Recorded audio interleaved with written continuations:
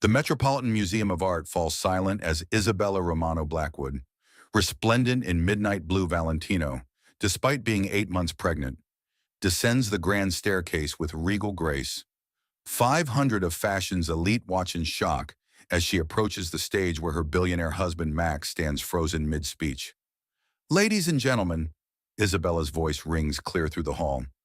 I'd like to introduce you to my husband's mistress, who's been calling herself Scarlett Dubois, but her real name is Sarah Delacroix, and she's wanted by Interpol for fraud, bigamy, and theft.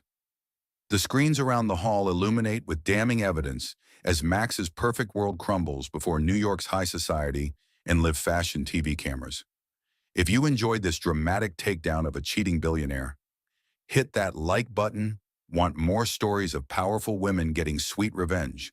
Subscribe now and never miss our weekly tales of justice served cold.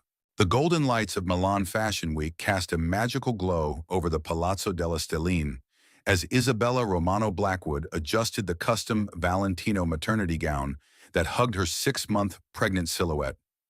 At 28, she was the epitome of elegance, former Italian supermodel turned Stanford MBA graduate. Now the wife of one of the world's most powerful fashion moguls, her dark hair cascaded in perfect waves down her shoulders, and despite her pregnancy, she moved with the grace that had once made her the most sought-after model on European runways. Beside her stood Maximiliano, Max Blackwood, 35 years old and worth $3.2 billion.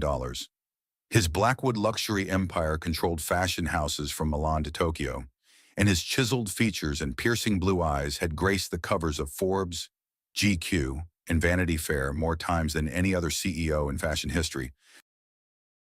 In his perfectly tailored Armani tuxedo, he looked every inch the powerful magnate who had built his empire from nothing. "Bella mia," Max whispered in Isabella's ear, his hand resting possessively on her lower back as camera flashes exploded around them. "You look absolutely radiant tonight. Our son is going to be so lucky to have such a beautiful mother." Isabella's heart fluttered at his words. They had only discovered the baby's gender last week, and Max's excitement about having a son had seemed genuine. She leaned into his warmth, breathing in his familiar cologne Tom Ford Wood, the same scent he'd worn on their wedding day in Santorini 2 years ago. The red carpet outside the Versace show stretched before them like a river of glamour. Photographers screamed their names. "Isabella, Max, over here. One more kiss. Show us the baby bump." Isabella's hand instinctively moved to her growing belly, where their son was kicking energetically. She wore a stunning 20-carat diamond necklace that Max had surprised her with that morning, along with matching earrings that caught the light with every turn of her head. Her Louboutin heels, specially designed with a lower heel for her pregnancy, clicked confidently against the marble as they made their way through the crowd. Their life together had been a fairy tale that the world envied. The penthouse overlooking Central Park, worth $50 million, with floor-to-ceiling windows and a nursery already being designed by the world's most exclusive interior decorator. Private jets to Paris for weekend shopping trips, where Isabella would return with bags from Hermes, Chanel, and Dior. Vacations in their Maldives resort, dinners with celebrities and world leaders, charity galas where they donated millions without blinking. Just last month, Max had surprised her with a custom Patek Philippe watch for her birthday, engraved with, "To my beautiful wife and the mother of my future." The gesture had brought tears to her eyes, especially since he'd had it designed with a special compartment to hold their baby's first photo. But tonight felt different somehow. Max seemed distracted, checking his phone more frequently than usual. When she'd asked about it during their pre-show champagne in the VIP lounge, he'd brushed it off as boring business stuff and changed the subject to their upcoming baby moon in Bora Bora. As they took their seats in the front row reserved for only the most elite fashion royalty, Isabella noticed a striking blonde woman across the runway. She was impossibly tall, probably 5'10", with platinum hair that caught the light like spun gold and eyes the color of Caribbean waters. Her dress was a barely-there silver creation that left little to the imagination, and she seemed to be staring directly at Max. "Who is that woman?" Isabella asked casually, following Max's gaze. Which woman? Max replied too quickly, not even looking in the direction Isabella indicated. The blonde in the silver dress. She keeps looking over here. Max glanced over briefly, his expression carefully neutral. I have no idea. Probably just another model or influencer trying to get attention. But something in his tone didn't ring true. Isabella had been married to Max long enough to recognize when he was being evasive.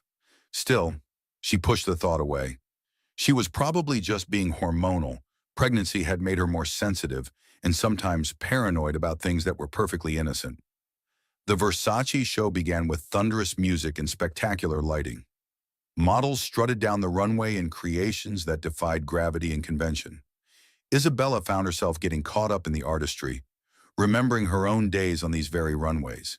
She'd retired from modeling after meeting Max, but she still felt the familiar thrill of watching fashion history being made.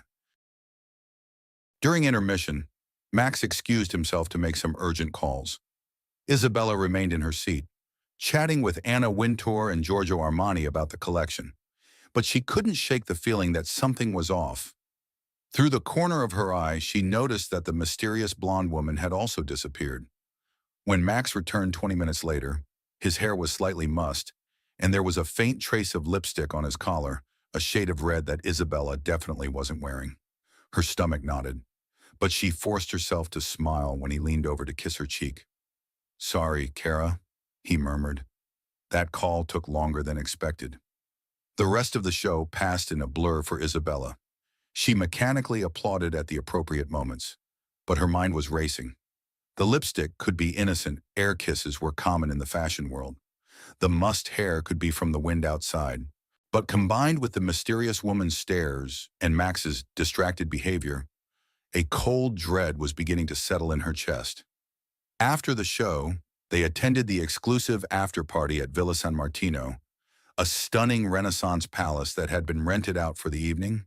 The party was everything one would expect from Milan: Fashion Week models, celebrities, designers, and billionaires mingling under crystal chandeliers while champagne flowed like water. Isabella, unable to drink because of her pregnancy, sipped sparkling water while Max worked the room. She watched him charm investors, joke with designers, and pose for photos with various celebrities. He was in his element, the confident business mogul who could make or break careers with a single decision. But then she saw her, the blonde woman from the show, now wearing a stunning black Dolce & Gabbana dress that hugged her like a second skin, and she was heading straight for Max. Isabella watched in growing alarm as the woman approached her husband with a familiarity that suggested they were far from strangers. She placed her hand on Max's arm in a gesture that was definitely not professional, leaned in close to whisper something in his ear, and then threw her head back and laughed at whatever he'd said in response. Max's body language with this woman was completely different from how he interacted with other people at the party. His posture was relaxed, intimate even. His hand briefly touched the small of her back in exactly the same way he touched Isabella earlier that evening, fighting nausea that had nothing to do with morning sickness.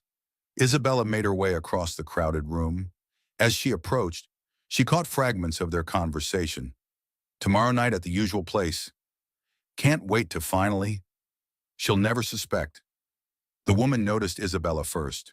Instead of looking embarrassed or guilty, she smiled with what could only be described as smug satisfaction. "Oh, you must be the wife," she said in accented English that sounded French. "I'm Scarlett Dubois. I've heard so much about you." Isabella forced a smile, extending her hand. "Isabella Blackwood. And you are—" "Scarlett is a model and up-and-coming designer," Max interjected quickly. "We've been discussing some potential collaborations for the spring line." But Scarlett's smile said otherwise.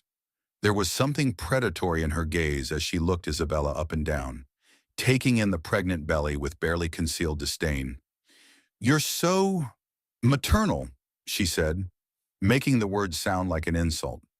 "How wonderful for you." The conversation continued for a few more excruciating minutes, with Max seeming increasingly uncomfortable and Scarlett becoming more boldly inappropriate. She mentioned how lonely it must be for Max with Isabella in her condition, and how she was always available if he needed someone to attend business dinners and social functions. Isabella felt like she was watching the scene from outside her body. The woman was practically propositioning her husband right in front of her, and Max wasn't doing anything to shut it down. In fact, he seemed almost pleased by the attention. When Scarlett finally excused herself to powder her nose, Isabella turned to Max with fire in her eyes. "What the hell was that about?" "What do you mean?" Max asked. But he wouldn't meet her gaze. "That woman was basically throwing herself at you in front of me, and you were encouraging it." "Isabella, you're being ridiculous. She's a business contact. I was being polite." "Polite, Max.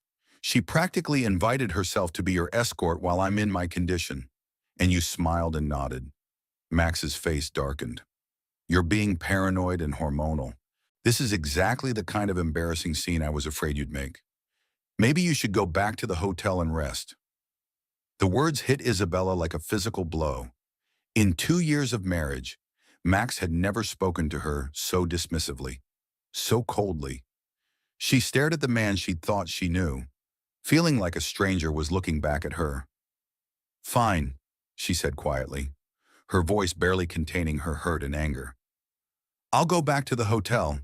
Clearly, I'm not wanted here." She turned to leave, but Max caught her arm. For a moment, she thought he was going to apologize, to explain, to be the loving husband she thought he was. Instead, he leaned close and whispered, "Don't make a scene, Isabella. There are too many important people here." The ride back to the Four Seasons was a blur of tears and disbelief. Isabella sat in the back of their hired car, staring out at the twinkling lights of Milan, while her world crumbled around her. She tried to rationalize what had happened, to find innocent explanations, but the evidence was becoming impossible to ignore.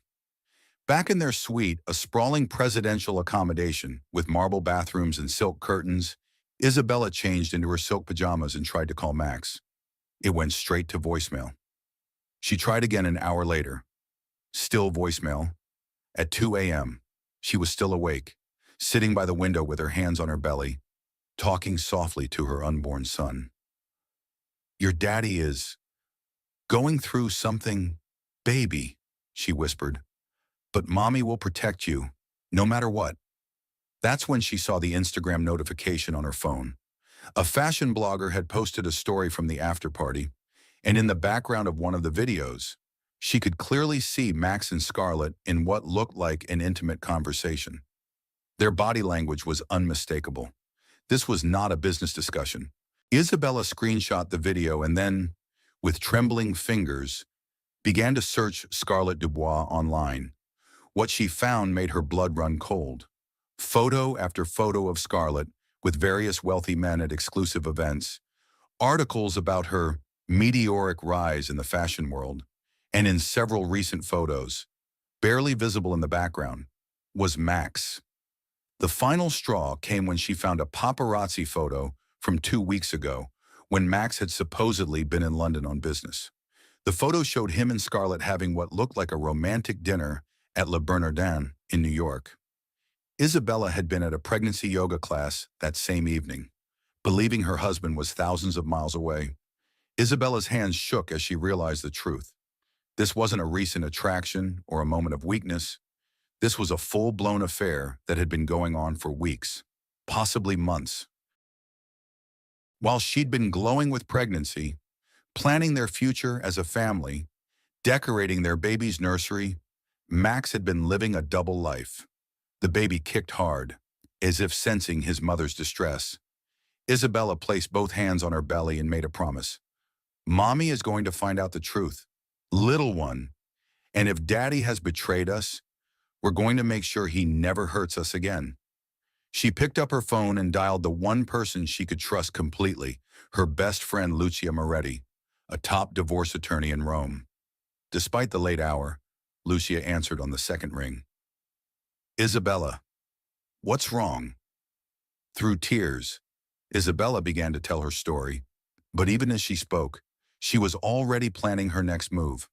If Max thought he could humiliate and discard her like yesterday's fashion, He was about to learn exactly what kind of woman he'd married. The fairy tale was over. But Isabella Romano Blackwood was just getting started. The phone call with Lucia MR.T lasted until dawn. Isabella sat curled up in the massive hotel suite's silk armchair, watching the sun rise over Milan's skyline while her best friend methodically walked her through her options. Lucia had been Isabella's roommate at Stanford Business School, and despite their different career paths, their friendship had only grown stronger over the years. "Isabella, listen to me carefully," Lucia said, her voice sharp with professional focus. "Before you do anything at all, we need to gather evidence. If Max is having an affair and hiding assets, we need proof that will hold up in court." "I feel so stupid, Lucia," Isabella whispered, her free hand unconsciously stroking her belly. "How could I not have seen this coming? There were signs."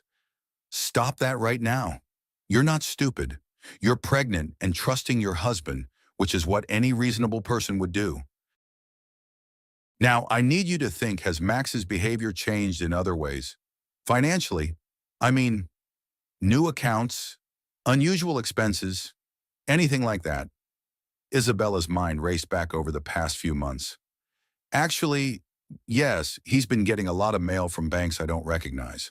And last month, he said he was restructuring some investments, moving money around for tax purposes. I signed some papers without really reading them because I trusted him." Lucia's sharp intake of breath was audible. "Isabella, please tell me you kept copies of those papers." "They're in the safe at the penthouse, along with all our other important documents." "Good. When you get back to New York, the first thing we're going to do is photograph everything in that safe. If Max is planning to leave you, he's probably been moving assets where you can't touch them." Isabella felt sick. The business papers, the restructured investments, it hadn't been about taxes at all. Max had been systematically protecting his wealth while planning to abandon his pregnant wife. At 7 a.m., Max finally returned to the hotel suite. Isabella heard his key card in the door and quickly wiped her tears, pretending to be asleep on the sofa. Through barely cracked eyelids, she watched him move quietly through the room.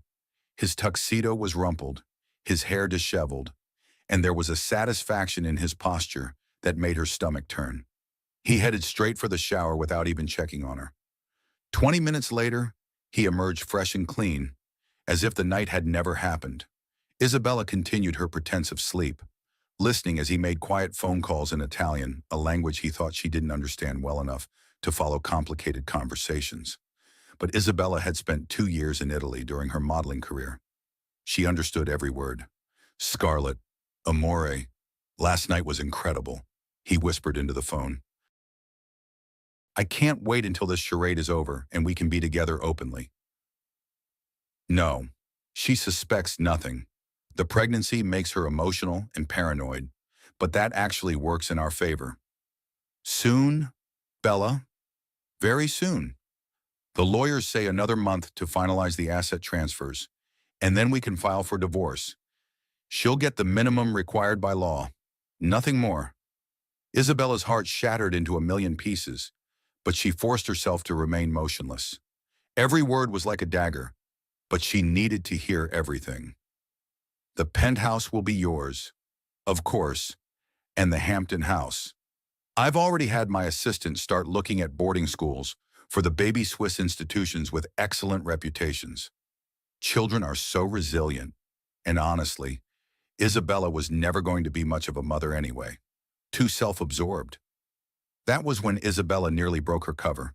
The casual way he discussed sending away their unborn child, as if their son was an inconvenience to be handled, made her want to scream, but she held herself together with sheer willpower. "I have to go," Max continued. "The Grieving Husband Act requires me to take Isabella to breakfast and pretend to care about her feelings. But tonight, when we're back in New York, come to the penthouse around midnight. She takes those pregnancy sleeping pills and sleeps like the dead." The call ended, and Isabella heard Max moving around the room, probably getting dressed for their planned breakfast. When he gently shook her shoulder, she forced herself to respond groggily, as if she'd been deeply asleep. "Buongiorno, Bella," he said softly, his voice full of fake concern. "How are you feeling? I was worried about you last night." Isabella looked up at the man she'd loved more than life itself, seeing him clearly for the first time. The handsome face that had once made her heart race now looked cold and calculating. The blue eyes that had once seemed so warm were flat and emotionless. "I'm fine," she managed to say. "Just tired. The baby was very active last night." "Poor thing," Max said, his hand moving to her belly in a gesture that now felt like a violation. "We should get you some breakfast. Keep your strength up." As they sat in the hotel's elegant restaurant an hour later, Isabella mechanically ate her breakfast while Max played the part of the concerned husband. He asked about her appetite, her comfort, whether she wanted to extend their stay in Milan. To any observer, they would have looked like a loving couple expecting their first child. But Isabella was no longer fooled. Every gesture, every concerned word, was nothing but performance. She found herself studying him like a specimen under a microscope, wondering how she'd ever thought this man was capable of genuine emotion. The flight back to New York was torture. Max spent the entire 7 hours working on his laptop, supposedly handling business, while Isabella stared out the window and planned her next moves. She had Lucia's advice ringing in her ears: gather evidence, document everything, and whatever happened, don't let Max know she suspected anything until they were ready to strike. Back at their penthouse, Isabella waited until Max left for the office before accessing their safe. The papers she'd signed the month before made her feel physically sick. They weren't just investment restructuring. They were asset transfers that effectively removed her name from ownership of nearly everything they'd acquired during their marriage. The penthouse, the Hampton house, the art collection worth millions. Even her own jewelry, all of it had been systematically transferred to shell companies that Max controlled. She photographed every document with her phone, her hands shaking with rage and betrayal. But the worst discovery was yet to come. Hidden beneath the financial papers was a folder marked "Personal." Inside, she found a thick stack of photos. They were pictures of Max and Scarlett, clearly taken over several months. Romantic dinners, weekend getaways, intimate moments in what looked like a hotel room. In some of the photos, Scarlett was wearing jewelry that Isabella recognized pieces that Max had claimed were stolen from his office safe 3 months ago. But the final photo in the stack nearly brought Isabella to her knees. It was Scarlett, naked except for Isabella's own wedding necklace, a family heirloom that had belonged to Max's grandmother. She was posed provocatively on what was clearly the bed in Max and Isabella's Hampton house, and she was holding a positive pregnancy test. Isabella stared at the photo in shock. Scarlett was pregnant too, or was this some kind of sick fantasy? Either way, the message was clear. Max wasn't just having an affair. He was planning to replace Isabella entirely. Her phone buzzed with a text from Max. "Working late tonight. Don't wait up. Love you." The casual lie after everything she'd discovered made Isabella want to scream. Instead, she carefully returned everything to the safe exactly as she'd found it and called Lucia. "I have the evidence," she said without preamble when her friend answered. "It's worse than we thought." She spent the next hour sending photos and documents to Lucia's secure email. Her friend's occasional gasps and curses punctuated the silence as she reviewed the materials. "Isabella," Lucia finally said, her voice tight with professional anger, "this isn't just adultery. This is financial fraud on a massive scale. Max has been systematically stealing from you while planning to abandon you. And if that pregnancy test photo is recent, too, he's planning to have 2 families," Isabella finished. "Or he was planning to leave you for a pregnant mistress to minimize his financial obligations to you. Either way, we have him dead to rights.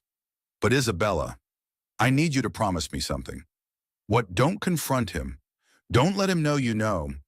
We need more time to build an airtight case, and if he realizes you're on to him, he could accelerate his timeline or hide more assets." Isabella agreed, but it was the hardest thing she'd ever done. For the next 3 weeks, she played the role of the loving, trusting wife while her world crumbled around her. She attended charity events on Max's arm, smiled for photographers, and even helped plan their baby shower. But she wasn't idle. Working with Lucia and a team of private investigators, Isabella began building a case that would destroy Max's plans entirely. They traced the shell companies, documented the hidden accounts, and most importantly, they began investigating Scarlett Dubois. What they found was explosive. Scarlett Dubois didn't exist. The woman sleeping with Isabella's husband was actually Sarah Delacroix, a 24-year-old con artist from Marseille with an extensive criminal record. She'd been married 3 times under different names, each time to wealthy older men, and each time she'd disappeared with significant portions of their fortunes. Even more damning, the investigators discovered that Scarlett was still legally married to her third husband, a 70-year-old French industrialist who believed she was in New York working as a model while planning to return to him in 6 months. "She's not just an adulteress," Lucia explained during one of their secret meetings. "She's a bigamist and a professional con artist, and the pregnancy test in that photo fake." The investigators confirmed she's been using the same fake pregnancy scam for years. Isabella absorbed this information with grim satisfaction. Max thought he was so clever, but he'd fallen for the most obvious con in the book. The final piece of evidence came from an unexpected source. Marco Santini, one of the private investigators, had managed to plant listening devices in several locations where Max and Scarlett met. The recordings were devastating. In one particularly damning conversation recorded at the St. Regis Hotel, Max and Scarlett discussed their plans in detail. "Once the baby is born, I'll file for divorce." Max's voice was clear on the recording. "My lawyers say I can argue that her pregnancy hormones made her mentally unstable, which will help with custody. The kid will go to boarding school as soon as he's old enough, and Isabella will be out of our lives forever." "And you're sure she doesn't suspect anything?" Scarlett's voice was equally clear. "Please. Isabella is beautiful but not particularly bright. She signs whatever papers I put in front of her without reading them. By the time she realizes what's happening, everything will be in shell companies she can't touch." "What about the prenup?" "What prenup? I never made her sign one because I was planning to be married to her forever. But that was before I met you. Mon amour. Don't worry, my lawyers have found loopholes. She'll get the legal minimum and nothing more." Isabella listened to this conversation in Lucia's office, her hand protectively covering her 8-month belly. Her son was due in just 4 weeks, and Max was planning to take him away and send him to boarding school as soon as possible. "That's it," she said quietly. "I'm done playing games." "What do you want to do?" Lucia asked. Isabella's eyes hardened with determination. "I want to destroy him. Publicly, completely, and permanently. And I know exactly how to do it." She pulled out her phone and showed Lucia a gilded invitation. "Max is throwing a charity gala next week at the Metropolitan Museum of Art. 500 of the most important people in fashion, finance, and high society. It's being broadcast live on Fashion TV." Lucia's eyes lit up with understanding. "You want to expose him there?" "I want to expose him there," Isabella confirmed. "In front of everyone who matters, with cameras rolling. I want his humiliation to be as public as his success." "Isabella, are you sure once we do this, there's no going back?" Isabella placed both hands on her belly, feeling her son's strong kicks. "Lucia, they were planning to take my baby away from me and ship him off to boarding school like unwanted baggage. Max has stolen my money, betrayed my trust, and made me feel like I was going crazy. I'm not sure about anything except this: he's going to pay for what he's done." As she left Lucia's office that day, Isabella felt something she hadn't experienced in months. Power. For too long, she'd been Max's perfect wife, beautiful and compliant and trusting. But she was about to remind him and the world that she hadn't just been a supermodel and Stanford MBA for nothing. Max Blackwood had no idea what was coming for him, but he was about to find out exactly what happened when you betrayed Isabella Romano. The Metropolitan Museum of Art had been transformed into a glittering temple of high society for Max Blackwood's annual charity gala. Crystal chandeliers cast rainbow reflections across marble floors, while 500 of the world's most powerful people mingled beneath priceless artwork. The theme was timeless elegance, and no expense had been spared: white roses imported from Ecuador, champagne that cost more per bottle than most people made in a month, and a string quartet from the Vienna Philharmonic providing background music. Max stood near the center of the Great Hall, resplendent in a custom Tom Ford tuxedo that had cost more than a luxury car. At 35, he was at the peak of his power and influence, and tonight was meant to be his crowning moment. The charity gala was just a cover.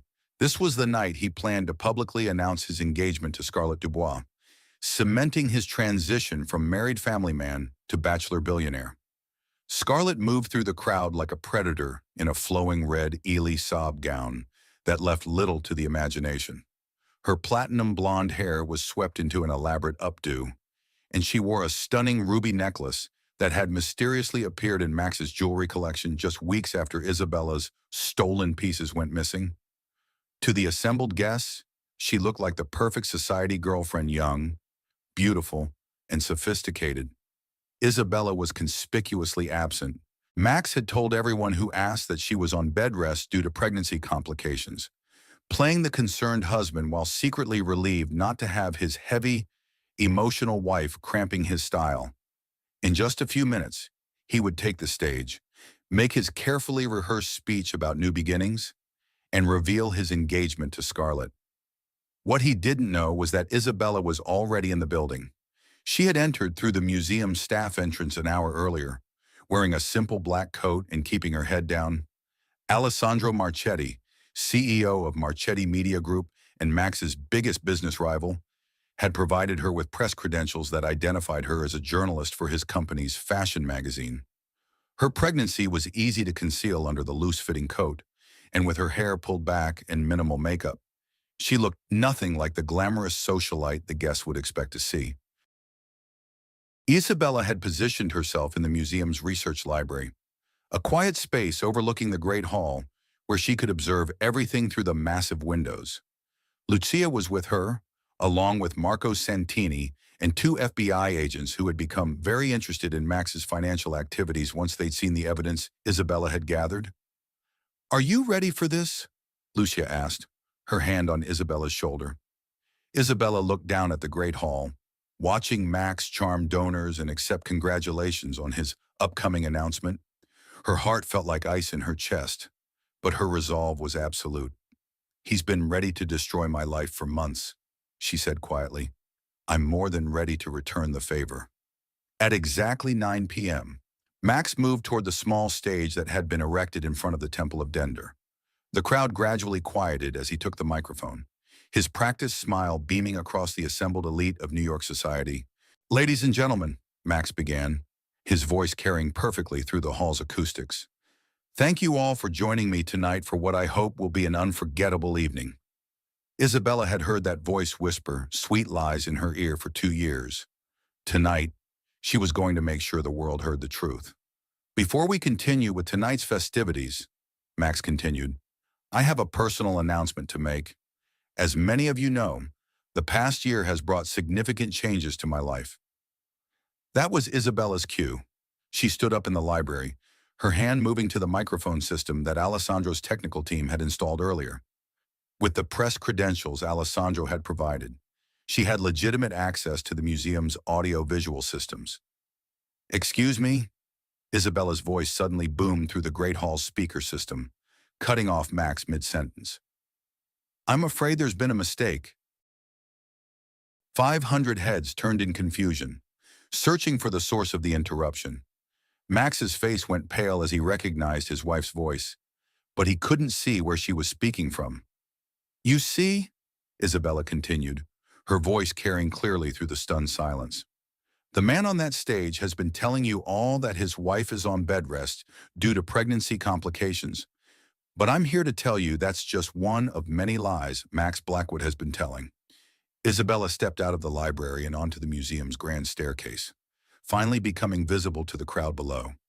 She had shed the black coat to reveal a stunning midnight blue Valentino gown that perfectly showcased her 8-month pregnant silhouette. Her dark hair flowed loose around her shoulders, and she wore the original wedding necklace that Max's grandmother had given her the same necklace Scarlett had desecrated in those photos. The crowd erupted in gasps and whispers. Camera phones appeared as guests began recording, and Isabella could see the fashion TV cameras swiveling to capture her dramatic entrance. "Isabella," Max called out, his voice strained but trying to maintain control. "Darling, what are you doing here? You should be resting." Resting. Isabella's laugh was cold as she began descending the stairs with regal grace. "Oh, Max, I've been resting. Resting while I discovered that you've been having an affair. Resting while I found out you've stolen millions of dollars from our joint accounts. Resting while I learned that your beautiful girlfriend here isn't who she pretends to be." Scarlett, who had been frozen in shock, suddenly tried to move toward the exit. But Alessandro's security team was already in position, blocking her path. Isabella reached the bottom of the stairs and walked through the parting crowd toward the stage.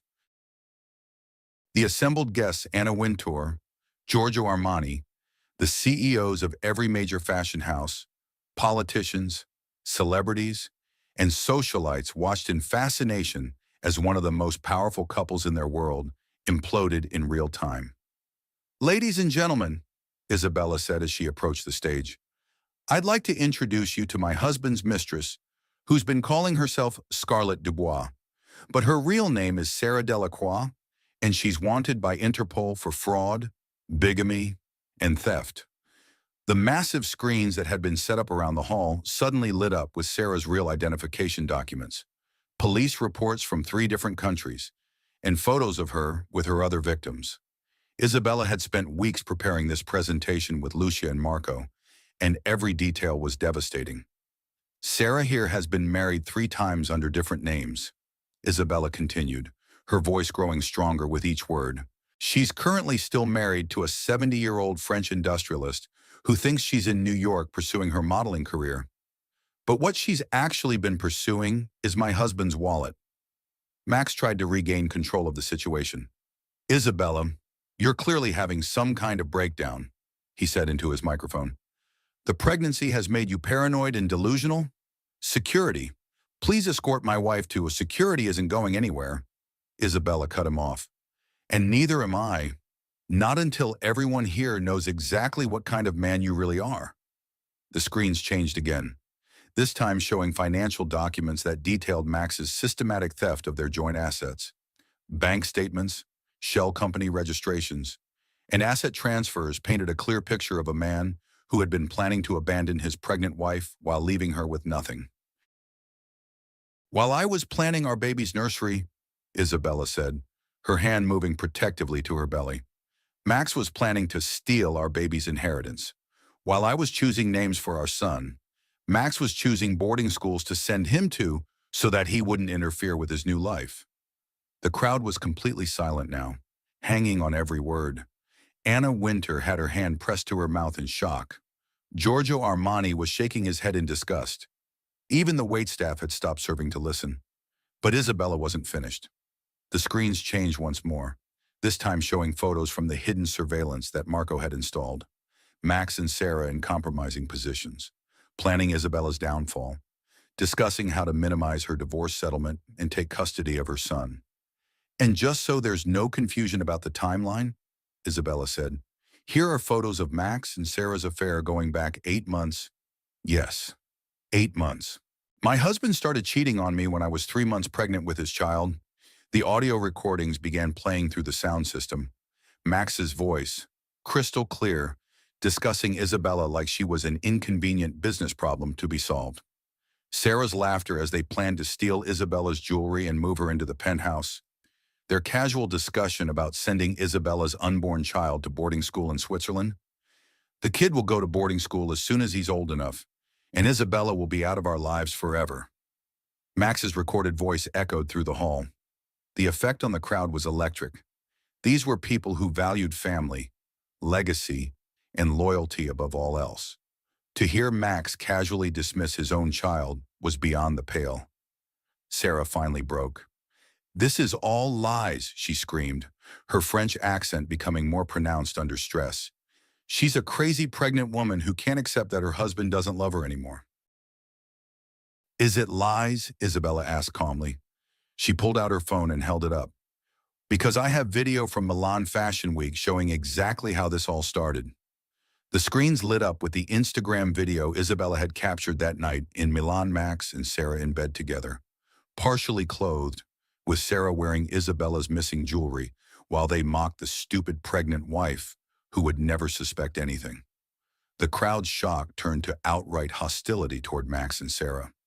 These were not people who tolerated being lied to or manipulated, and they'd all been witnesses to Max's performance as the devoted husband and father-to-be. And now, Isabella said, reaching the climax of her presentation, I'd like to make an announcement of my own. She pulled out a thick manila envelope and held it up. Max, you're being served with divorce papers. I'm requesting 60% of all marital assets, full custody of our son, alimony of $10 million per year, and punitive damages for fraud and emotional distress. The crowd erupted in applause. Anna Winter stood up and began clapping, and soon the entire room was on its feet, cheering for Isabella's courage and condemning Max's betrayal. But Isabella had one more surprise. Oh, and Sarah! She called out to her husband's mistress, who was still trying to deny everything. You might want to call your husband in France. It seems the authorities there are very interested in speaking with you about your recent financial activities. As if on cue, FBI agents entered the hall and moved toward Sarah. The charges read against her included fraud, identity theft, and violation of immigration laws related to her marriage fraud schemes. Max was left standing alone on the stage, his perfect world crumbling around him in real time. The man who had controlled billions of dollars and commanded respect from the world's elite was being exposed as a fraud and a fool in front of everyone who mattered. Isabella, he said desperately, abandoning the microphone and stepping down from the stage to approach her. Please, we can work this out. I made mistakes, but we can fix this. Think about our son. Isabella looked at the man she had once loved more than life itself, feeling nothing but pity and disgust. Our son, she said quietly, so only he could hear. Max, after what you did, after what you planned to do to him, you'll be lucky if I let you see him on supervised visits. The cameras captured every moment as Max fell to his knees in front of his pregnant wife, begging for forgiveness that would never come. Sarah was led away in handcuffs, screaming about her innocence while the evidence of her crimes played on screens throughout the hall. Isabella stood tall and proud, one hand on her belly where her son was kicking strongly, as if celebrating his mother's victory. She had entered this marriage as a trusting young woman, but she was leaving it as a force to be reckoned with. Ladies and gentlemen, she said, taking Max's abandoned microphone, thank you for witnessing the truth tonight. I hope you'll remember this moment the next time someone tries to tell you that pregnant women are weak or helpless.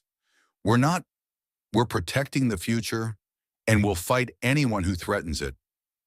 The standing ovation that followed was thunderous. Isabella Romano Blackwood had just delivered the performance of her life, and everyone in that room knew they'd witnessed something extraordinary. As the authorities led Sarah away and Max's business associates began distancing themselves from him, Isabella walked out of the Metropolitan Museum with her head held high. She had gone in as a victim, but she was leaving as a victor. And the world would never see her as anything less again. 3 months later, Isabella Romano stood in the sun-drenched nursery of her new villa in Tuscany, cradling her 3-week-old son, Leonardo Romano. The baby was perfect in every way, healthy, alert, and bearing an unmistakable resemblance to his mother with dark hair and intelligent brown eyes. The villa, a stunning 18th century estate surrounded by rolling vineyards, had been her first major purchase after the divorce settlement was finalized. The legal battle had been swift and decisive. With the overwhelming evidence Isabella had presented at the Met Gala, Max's lawyers had advised him to settle quickly and quietly rather than face a prolonged public trial that would only damage him further. The final settlement had exceeded even Lucia's aggressive demands. Isabella received 65% of their marital assets, totaling $8 billion, full custody of Leonardo with Max, limited to supervised visits twice a month, and ownership of the companies that had been illegally transferred to shell corporations. Max Blackwood, once worth over $3 billion, was left with just enough to maintain a modest lifestyle. The fashion empire he'd built over 15 years was now controlled by the wife he'd tried to betray. More devastatingly, his reputation in the industry was completely destroyed. The Met Gala footage had gone viral with over 100 million views, and no major fashion house or retailer would work with him anymore. Sarah Delacroix had been extradited to France, where she was serving a 5-year sentence for fraud and bigamy. Her other victims had come forward after Isabella's public revelation, and additional charges were pending in Monaco and Dubai. The woman who'd thought she could seduce her way into a billionaire's fortune was now making license plates for 20 cents an hour.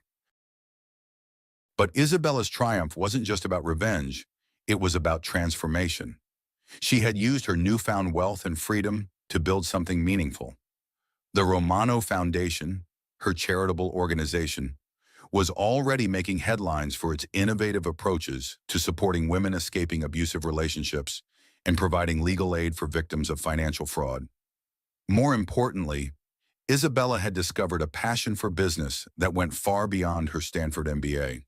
She had taken control of the Blackwood empire and rebranded it as Romano Enterprises, implementing ethical labor practices, sustainable manufacturing, and a revolutionary profit-sharing program for employees.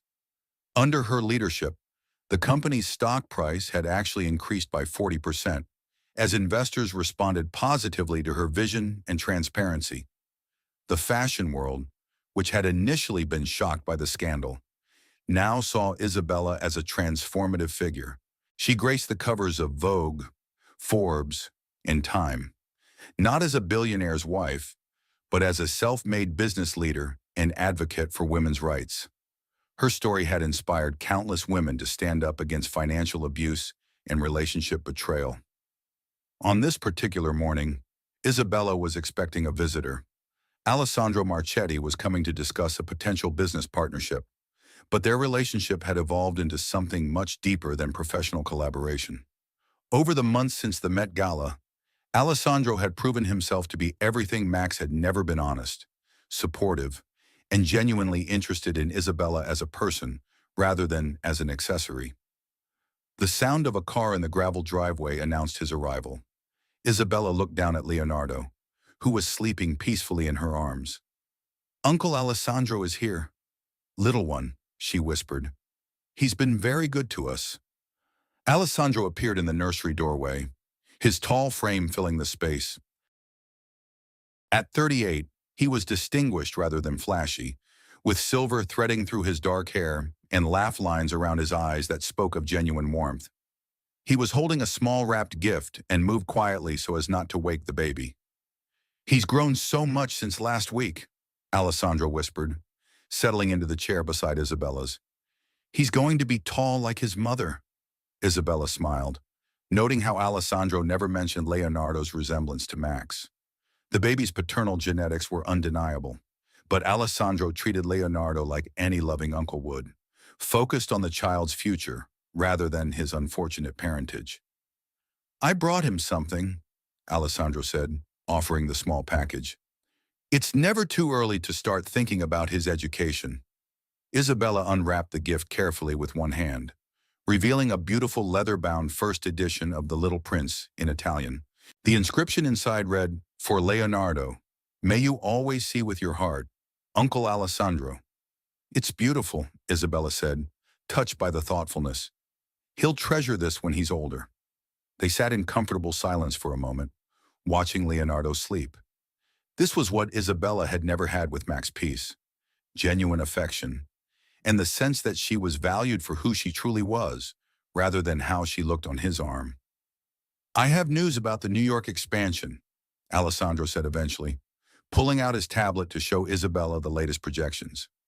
"The Fifth Avenue flagship store is ahead of schedule, and pre-orders for the sustainable luxury line are exceeding all expectations." Isabella studied the numbers with satisfaction. Romano Enterprises was not just surviving without Max's leadership, it was thriving. Her decision to focus on ethical fashion and transparency had resonated with consumers who were increasingly conscious about their purchasing decisions. "There's something else," Alessandro continued, his tone becoming more serious. "I received a call yesterday from Max's lawyer." Isabella's expression immediately hardened. "What does he want now?" "Apparently, Max is having financial difficulties. The lawyer was asking if you'd consider increasing his alimony or allowing him to sell some assets that technically belong to Leonardo's trust." Isabella's laugh was sharp and cold. "Financial difficulties. He has enough money to live comfortably for the rest of his life if he manages it properly." "The answer is absolutely not." "I told them you'd say that," Alessandro replied with a small smile. "But there's more. Max is apparently engaged again." This surprised Isabella. "Already to whom?" "Some socialite from Los Angeles. 23 years old. Family money. Apparently, he's been telling people that you were mentally unstable during the pregnancy, and that's why the marriage failed." Isabella felt a familiar flash of anger, but it passed quickly. Max's lies couldn't hurt her anymore. "Let him lie," she said calmly. "The whole world saw the truth at the Met Gala. Anyone who chooses to believe his version of events after that is welcome to him. The wedding is next month in Beverly Hills. Very small, very quiet. I think he's learned to avoid public spectacles." Isabella shifted Leonardo to her other arm, marveling at how completely her feelings toward Max had changed. Where once there had been love, then hatred, now there was simply nothing.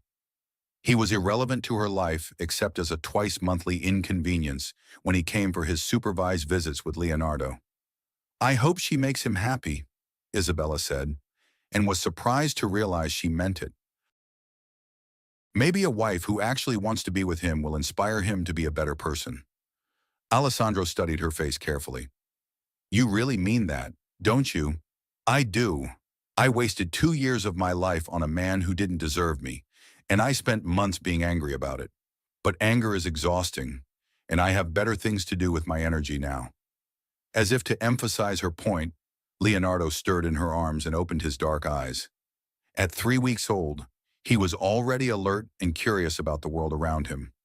Isabella looked down at her son and felt the familiar surge of fierce protectiveness and overwhelming love. "This little boy is going to grow up knowing his worth," she said softly. "He's going to see how a woman should be treated by watching how the men in his life treat me, and he's going to know that integrity and honesty are more valuable than money or power." Alessandro reached over and gently touched Leonardo's tiny hand. "He's lucky to have you as his mother." "We're both lucky," Isabella corrected. "I never would have found my strength if Max hadn't forced me to. In a strange way, I should thank him for showing me what I'm capable of." Over the following weeks, Isabella's new life continued to take shape. The Romano Foundation opened its first residential facility for women and children escaping domestic violence, equipped with legal aid offices, job training programs, and childcare. Isabella had personally overseen every detail, drawing on her own experience to create a sanctuary that would truly help women rebuild their lives. Romano Enterprises expanded into sustainable jewelry, partnering with ethical diamond suppliers and recycled metal specialists. The company's stock continued to rise as Isabella's leadership style, transparent, employee-focused, and environmentally conscious, proved that doing good and doing well weren't mutually exclusive. But perhaps most importantly, Isabella had found personal happiness. Her relationship with Alessandro had developed slowly and naturally, built on friendship, mutual respect, and shared values. He had never tried to rush her or push for more than she was ready to give, understanding that she needed time to heal from Max's betrayal. One evening, as they sat on the villa's terrace watching the sunset over the Tuscan hills, Alessandro asked the question that had been growing between them for months. "Isabella," he said quietly, "I know it's still early, and I don't want to pressure you, but I need you to know how I feel about you, about both of you." Isabella looked over at him, seeing the genuine emotion in his eyes. "Alessandro, I love you," he said simply. "Not because you're beautiful, though you are. Not because you're wealthy, though that doesn't hurt. I love you because you're the strongest, Most principled person I've ever met. I love watching you with Leonardo, seeing how you've turned your pain into purpose. I love that you wake up every morning determined to make the world better.